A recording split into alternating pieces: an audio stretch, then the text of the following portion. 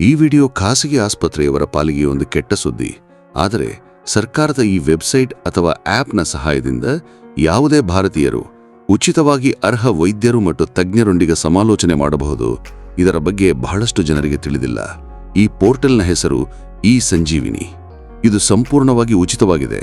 ಯಾವುದೇ ಹಣ ಪಾವತಿಸುವ ಅಗತ್ಯವಿಲ್ಲ, ಯಾವುದೇ ಶುಲ್ಕವಿಲ್ಲ. ಇದರಲ್ಲಿ ನೋಂದಾಯಿಸುವುದು ಕೂಡ ಬಹಳ ಸರಳವಾಗಿದೆ.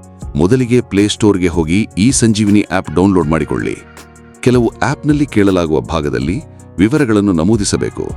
ಇಲ್ಲಿ ನಿಮ್ಮ ಆಯುಷ್ಮಾನ್ ಭಾರತ್ ಕಾರ್ಡಿನ ನಂಬರ್ ಹಾಕಬೇಕು, ಐಚ್ಛಿಕ. ನಂತರ OTP ಮೂಲಕ ಲಾಗಿನ್ ಆಗಬೇಕು.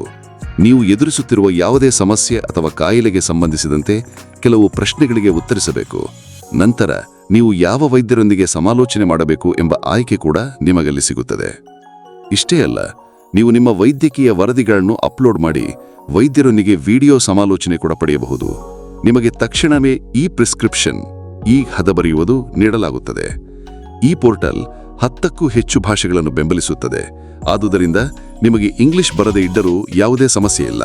ನಿಮಗೆ ಗೊತ್ತಿರುವ ಭಾಷೆಯನ್ನೇ ಬಳಸಬಹುದು. ಖಾಸಗಿ ಆಸ್ಪತ್ರೆಗಳ ಸಮಾಲೋಚನೆಗಳು ಕನ್ಸಲ್ಟೇಷನ್ ಈಗ ಬಹಳ ದುಬಾರಿಯಾಗಿರುವುದರಿಂದ ಸರ್ಕಾರದ ಈ ಯೋಜನೆ ಅತ್ಯಂತ ಉತ್ತಮವಾಗಿದೆ. ಆದುದರಿಂದ ಸಾಧ್ಯವಾದಷ್ಟು ಇದರ ಲಾಭ ಪಡೆಯಿರಿ. ನಿಮ್ಮ ಸ್ನೇಹಿತರು ಮತ್ತು ಕುಟುಂಬದವರೊಂದಿಗೆ ಈ ವಿಡಿಯೋವನ್ನು ಹಂಚಿಕೊಳ್ಳಿ. ವಿಶೇಷವಾಗಿ ನಿಮ್ಮ ಬಡವರು, ಗ್ರಾಮೀಣ ಭಾಗದವರಿಗೆ ಇದರ ಬಗ್ಗೆ ಖಂಡಿತವಾಗಿಯೂ ತಿಳಿಸಿ, ಏಕೆಂದರೆ ಅವರಿಗೆ ಇದರ ಅಗತ್ಯ ತುಂಬಾ ಇದೆ.